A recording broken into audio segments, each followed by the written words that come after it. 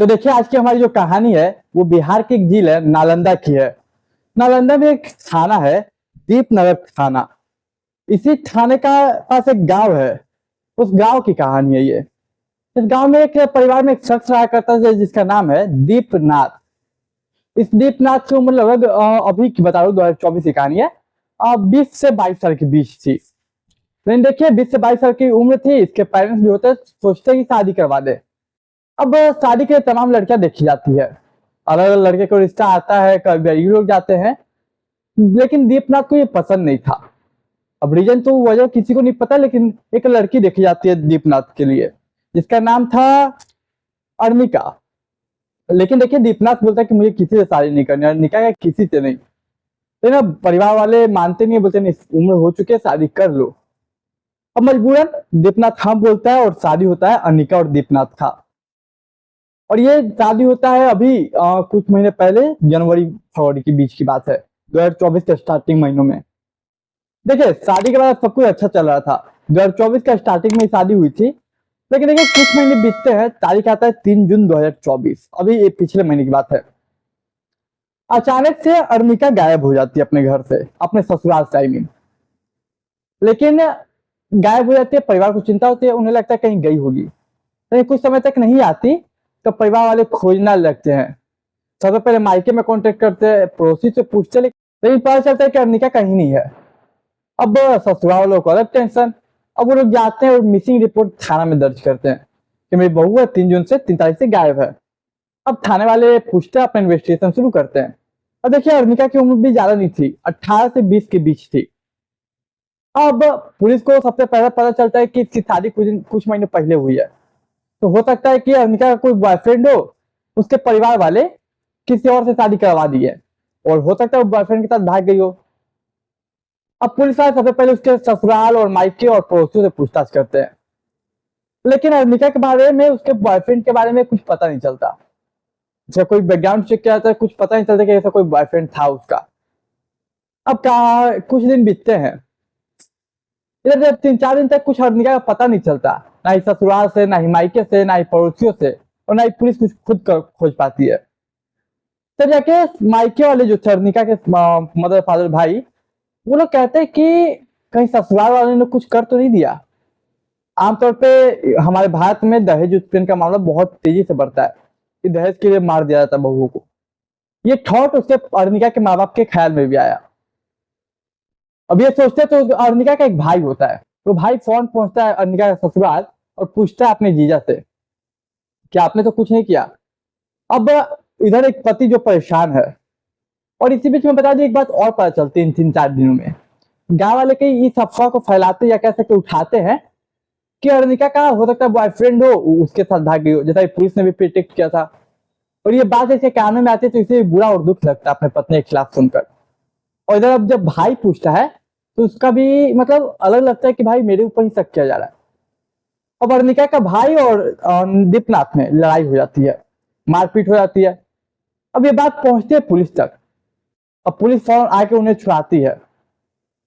अब देखिए एक तो पुलिस पहले से देखी थी कि एक लड़की 18 से 20 साल की उम्र की गायब है, ऊपर से अब ससुराल और मायके आपस में लड़ाई करने लगे, एक दूसरे के ऊपर इल्जाम लगाने लगे।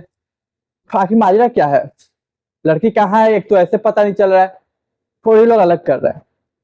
खैर इन्हें अलग करवाया जाता है, मारपीट। उसके बाद देखिए अर्निका का जो भाई है वो थाने पहुंचता है और कहता है कि सर देखिए आप दीपनाथ से पूछताछ कीजिए, क्योंकि हमारी जब मारपीट हो रही थी तो उसे कुछ ऐसे शब्दों का उपयोग किया जिससे मुझे डाउट है कि उसी ने कुछ किया है। अब पुलिस सुनती है और देखती है कि जो कह रहा है ये लड़का यकीन के साथ कह रहा है ये बात। इस यकीन को देखते हुए अब पुलिस पूछताछ करती है दीपनाथ से। दीपनाथ को थोड़ा टाल मटोल करती है, थोड़ा टटोलती है, अलग तरीके से भी थोड़ा, लेकिन दीपनाथ अपना मुंह नहीं खोलता। लेकिन कहते हैं कि जब पुलिस अपने पुलिसिया अंदाज में आए तो अच्छे अच्छे के मुंह खुल जाते हैं।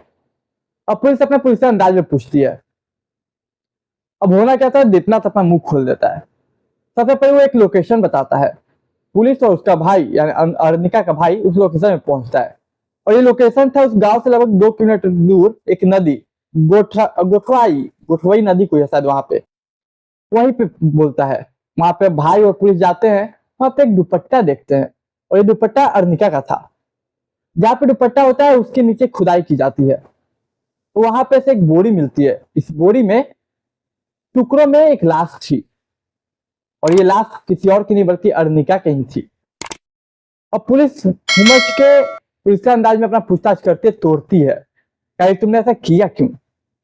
तो जाके ये कहानी पहुंच जाती है लगभग 1 साल पहले।